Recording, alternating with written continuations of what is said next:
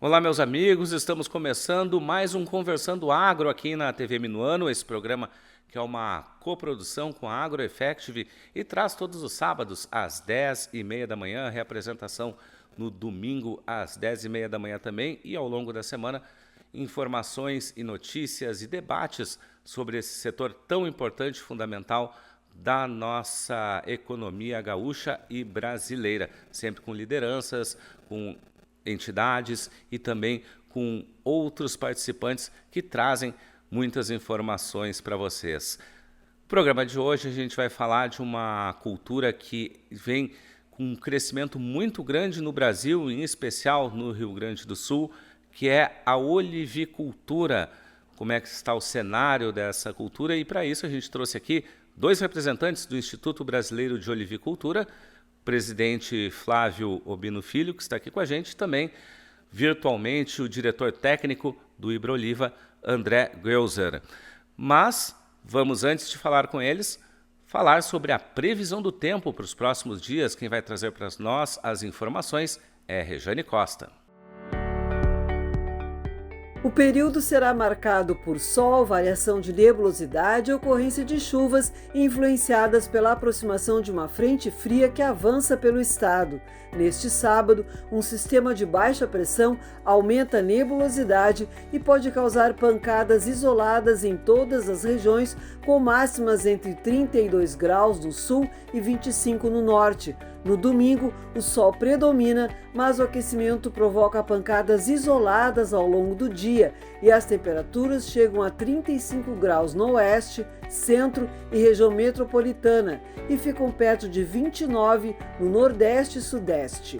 Na segunda, a frente fria provoca chuva principalmente na metade oeste e no sul, com máximas de 32 graus na região metropolitana, nordeste e litoral norte. Na terça, uma massa de ar frio estabiliza o tempo, trazendo sol, pouca nebulosidade e mínimas perto de 16 graus. E na quarta, o sol volta a predominar com calor mais forte, chegando a 35 graus na fronteira oeste e a cerca de 29 no nordeste e no litoral norte. Essas foram as informações do tempo e eu vou aqui já com os nossos convidados, presidente Flávio Obino Filho. Prazer tê-lo aqui conosco. Obrigado pela disponibilidade de estar aqui para discutir esse assunto tão importante. A satisfação é toda nossa, dos produtores de oliva de todo o Brasil, de participar de um programa novo, mas que tenho certeza, Nestor, será referência para o agro brasileiro. André, também agradecendo a tua presença, de estar aqui conosco para trabalhar esse assunto tão importante que é a olivicultura. Lisonjeado aí com o convite. E é sempre importante a gente falar dessa cultura nova aqui no estado, né, com vários investimentos já por muitos municípios e que a gente acredita muito, tanto aqui quanto no Brasil. Bom, inicialmente a gente vai falar, né, a gente tem visto aí esse crescimento, né, da olivicultura, do interesse também por ela. Obviamente a gente sabe que ainda, como o André disse, é uma cultura ainda inicial, que realmente ainda tem muito a se desenvolver, mas que ela já está, né, numa posição muito importante, né, presidente? Não só no Rio Grande do Sul, como no Brasil, né?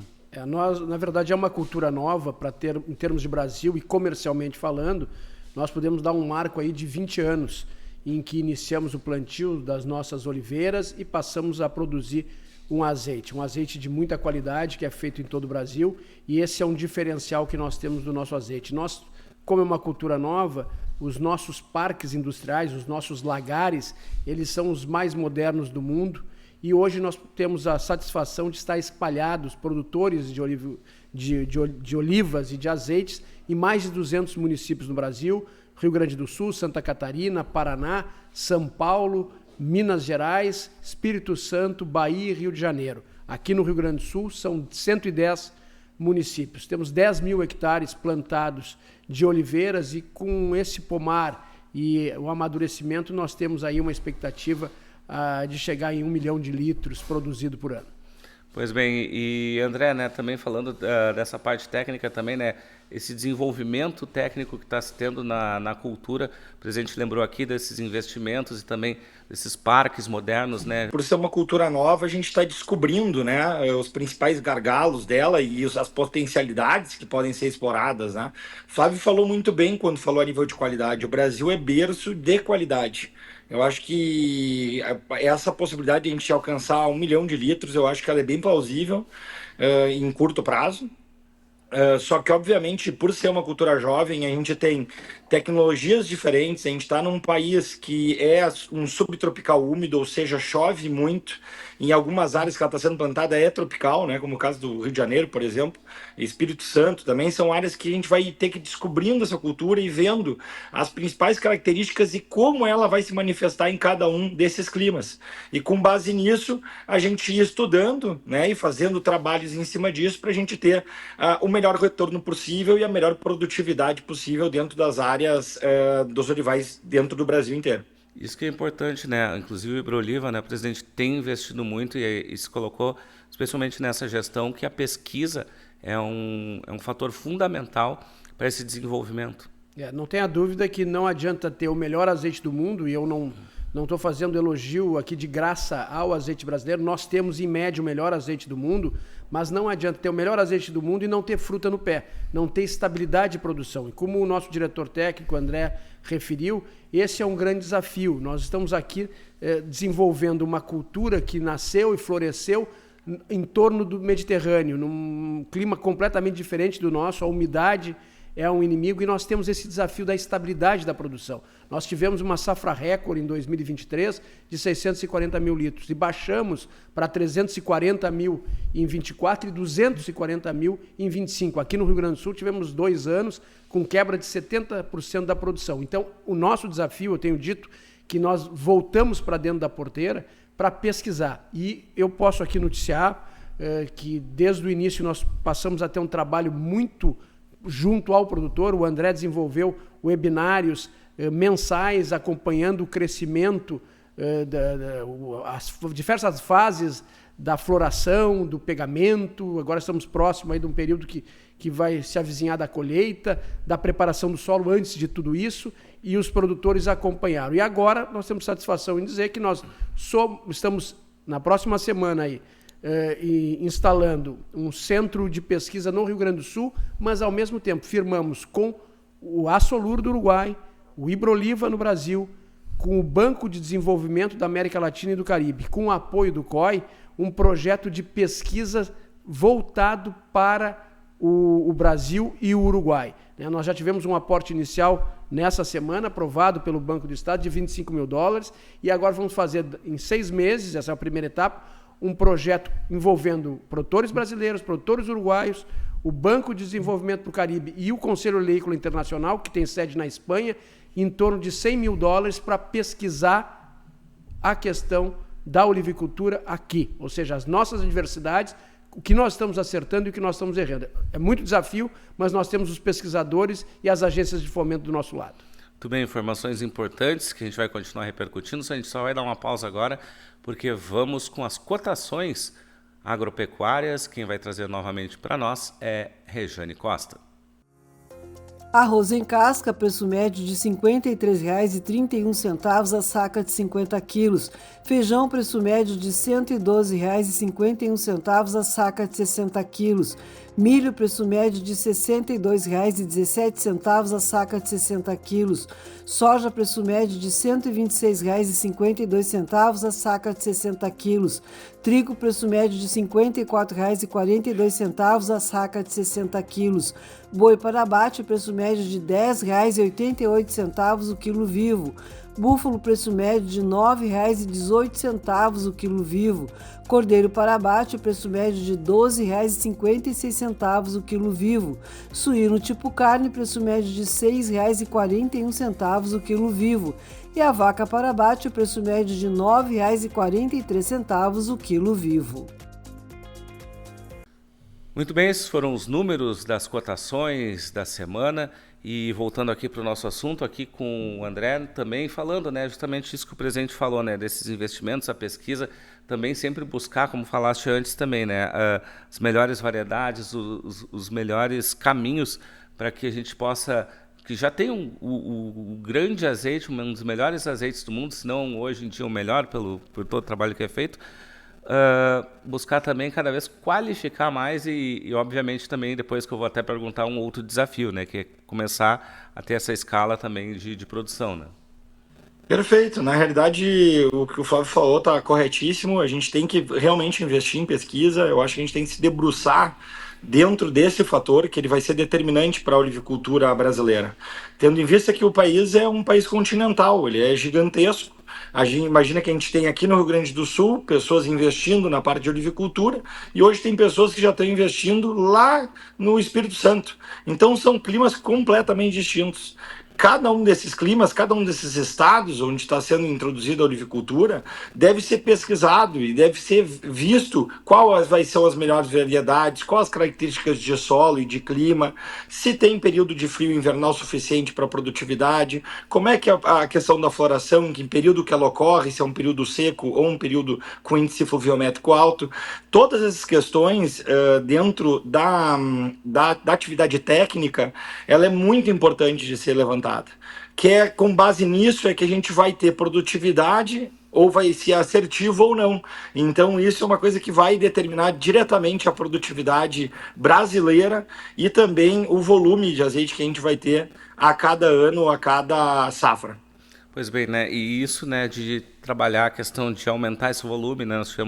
Estávamos numa crescente, tivemos aí 2 anos climáticos muito ruins e a ideia agora, até a gente conversando antes também, sempre que se supere esses números, para se ter esse produto de qualidade, mas também lembrando sempre desse combate que é feito, inclusive de orientação ao consumidor sobre o azeite que vem de fora, né? Muitas vezes não é aquilo que se diz, presidente. O desafio de termos mais azeite, ele existe, mas nós temos que ter presente que nós fizemos uma opção, enquanto produtores brasileiros, de buscar o azeite de qualidade e não a quantidade de azeite. Até porque as nossas condições climáticas de solo, eles não permitem uma produção intensiva, como é feita hoje na Europa e aqui na Argentina, porque tem um clima completamente diferente. Nós temos chuva, temos umidade, que é o grande inimigo da oliveira e do desenvolvimento da azeitona. Então nós optamos por qualidade. Então nós colhemos a nossa azeitona mais verde, ela dá menos azeite, mas dá um azeite de maior qualidade. Hoje nós temos 1% do mercado interno, né? É muito pouco, né? Eu não digo que a gente concorre com azeite vindo de fora. Esse azeite completa uma faixa da população, porque o azeite de qualidade ele é mais caro e ele tem benefícios, e ele é o azeite verdadeiro, o extra virgem. O que se encontra normalmente aqui nos balcões é refúgio da Europa, é refúgio da África, é azeite que foi produzido há 6 anos atrás e que foi invasado e mandado aqui para os índios, que são os brasileiros. E não é um azeite extra virgem, esse é o combate que a gente faz, porque há uma fraude de rotulagem. Os azeites são vendidos como se extra virgem fosse, mas são azeites com defeito. O extra virgem não tem defeito. Ele tem todas as qualidades, ou seja, ele tem que ser frutado, ele tem que ser picante, ele tem que ter o amargor, ou seja, são as qualidades sensoriais, tem índices físico-químicos que também têm que ser atingidos, e não pode ter nenhum defeito, né? E os azeites que estão levados ao consumidor como extra virgem, eles têm defeitos. Tem ranço, tem metálico, estão oxidados, ou seja, é uma porcaria que não serve para a Europa e que é empurrado aqui para os brasileiros. A gente continua combatendo, porque não tem problema nenhum de que azeite ruim seja vendido pelo preço de azeite ruim em supermercado, dizendo que é virgem. Só que a gente não pode admitir que tem a lampante também aqui, Nestor, porque nós temos lampante, que é um azeite impróprio para consumo, é lampante porque ele serve para acender lamparina, vendido como se extra virgem fosse. Então, essa é uma luta que a gente mantém, mas a nossa luta é por qualidade, e essa qualidade a gente tem aqui. Bom, qualidade que já é comprovada, inclusive, muitas vezes até pelo próprio Comitê Oleícola Internacional, né? Bom, a gente vai fazer mais uma interrupção agora para trazer as notícias do agro dessa semana, onde Arthur Chagas vem com as informações.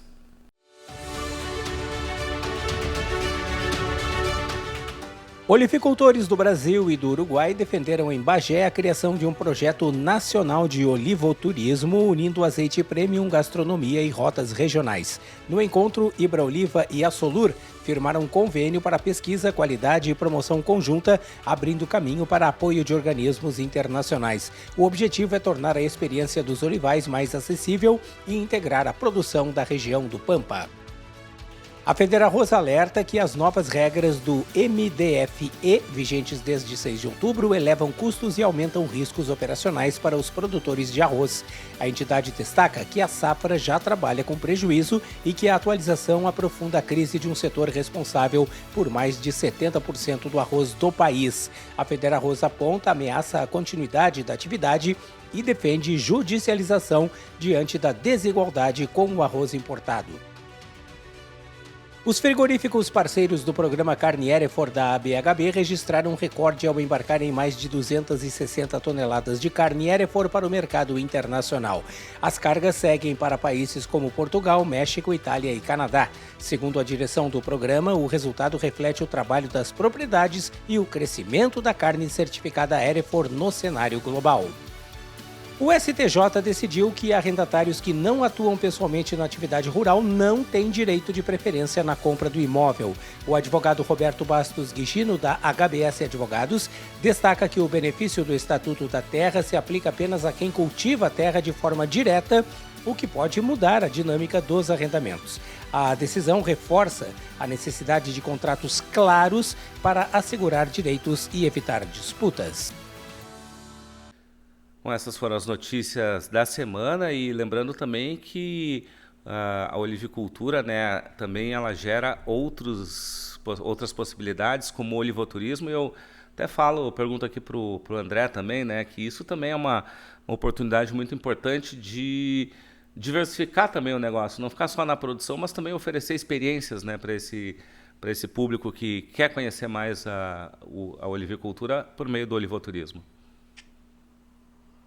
Sem dúvida, eu acho que a parte do olivoturismo ela é fundamental a ser explorada pelos olivicultores, né? Um outro ganho, é um outro ramo de negócio, que inclusive, é um ramo lucrativo, então a gente consegue ter visitas de forma recorrente dentro das propriedades, vender o produto e falar a respeito dele, né? Isso faz com que a precificação ela seja mais estruturada, a gente consegue passar para o visitante o tamanho do trabalho e do empenho do determinado olivicultor e o desenvolvimento desse produto de alta gama, que, como a gente comentou anteriormente, né, ele é um produto diferente. O extra virgem, ele é um produto que rende muito pouco, a gente precisa de 10 quilos de azeitona para fazer 1 litro de azeite, isso nos parâmetros de qualidade que os olivicultores aqui do Brasil querem fazer.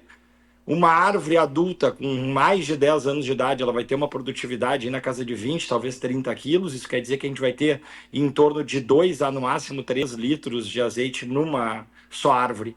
Então é um tipo de investimento de longo prazo, no qual um produto tem valor agregado e, além desse valor agregado, a gente pode explorar sim com a parte de turismo olivícola, junto com esses visitantes, né, consumindo dentro da propriedade, fazendo as refeições, provando os azeites, harmonizações. Isso tudo potencializa o mercado de forma geral e ajuda também nas vendas do produto. Bom, presidente, isso foi tema de debate em Bagé, né, a questão do olivoturismo, para poder justamente trazer cenários e buscar também incentivos e incentivar essa atividade. Nós realizamos o primeiro seminário nacional de olivoturismo em Bagé, em paralelo com o seminário técnico, e se na área da pesquisa nós já estamos na fase de execução, nós entendemos que o olivoturismo precisa de um projeto de turismo para a olivicultura, agregado com outras atividades, trabalhando em rotas envolvendo Brasil e Uruguai, envolvendo a mantiqueira, mas como no vinho, né, é um caminho interessante a ser seguido pelos produtores. Como disse o André, agrega valores, né, tem receita. Às vezes se diz que no vinho se ganha mais com o turismo do que com a própria mercadoria. Com o azeite não é diferente. Nós pretendemos agregar com outras cadeias, como a cadeia da carne, a questão da ovelha, do queijo, do vinho, fazer rotas regionais em que o olivoturismo está. Nós estamos começando, vamos ter um projeto do Ibroliva, já estamos com os operadores de turismo trabalhando junto, é um outro campo que nós vamos crescer rapidamente e muito bem. E um ponto que a gente não pode deixar de sair daqui sem falar é sobre a saudabilidade, né? Nós temos aí a delícia do azeite sensorialmente, mas a gente tem que lembrar o bem que ele faz para a saúde, né? O bem, e hoje as novas gerações buscam a saudabilidade, e o azeite está aí para isso, né? Já comprovado, faz bem para a digestão, faz bem para o estômago, é anticancerígeno, né? Ajuda na questão das coronárias. Tem trabalhos aí que a demência e o Parkinson tem situações diferentes quanto ao azeite, ou seja, é um ouro líquido que nós temos, né? E além disso, da saciabilidade. Tem aí pessoal comprando caneta para não comer carne. Se usar um azeite de verdade, o nosso azeite brasileiro extra virgem numa salada ou num primeiro prato, vai comer muito menos porque vai ficar saciado. Não precisa caneta, basta o nosso produto. Pois é, e comprovado, inclusive, recentemente também num simpósio, inclusive com especialistas falando, né, presidente? Sim, nós fizemos um evento e vamos aprofundar, porque a população tem que conhecer. Não só saber diferenciar um azeite de verdade, um extra virgem, de um azeite ruim, que é oferecido vindo de fora, como também a população tem que entender os benefícios que o azeite traz para a sua saúde. E são desafios que o Ibroliva tem também de divulgação que nós estamos aí enfrentando. Muito bem, a gente vai, antes de fazer as despedidas, ainda para a nossa última interrupção aqui, para trazer a agenda do agronegócio, os eventos que vem pela frente. Quem vai nos trazer é Ieda Risco.